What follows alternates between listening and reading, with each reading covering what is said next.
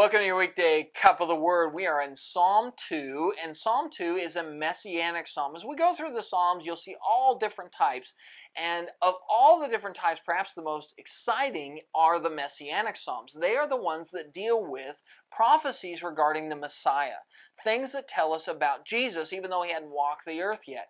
We know Psalm 2 is a messianic psalm because the first two verses are quoted in Acts chapter 4, verses 25 and 26, and verse 7 of this psalm is quoted in Acts chapter 13, verse 33. So it's very clear this psalm is, without a doubt, dealing with Jesus, and it deals with Jesus in a particular aspect of him as King of Kings. It deals with him as king of his kingdom, the church, and how God views the church and Jesus as its king, and how he views any nation that would stand against him.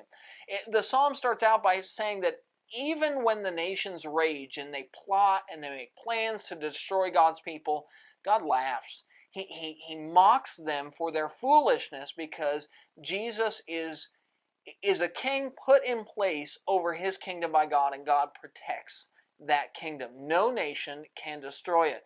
And it talks about Jesus being a kind of king that we often don't think of him as. We think of Jesus in terms of his love and his mercy and his compassion, but this psalm points him out as a king who rules with a rod of iron. A rod of iron is it's an iron rod's goal is that it shatters, it destroys, it can destroy anything in its path.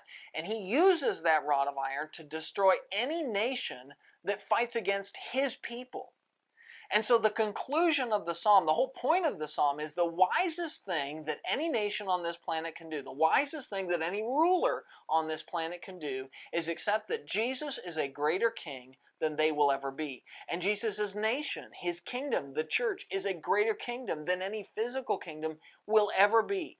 The best thing a nation can do is submit itself to the will of God and say, your kingdom, the church, is more valuable than us, and if we wish to stay around, we will submit ourselves to your king, Jesus, the King of Kings who rules with a rod of iron.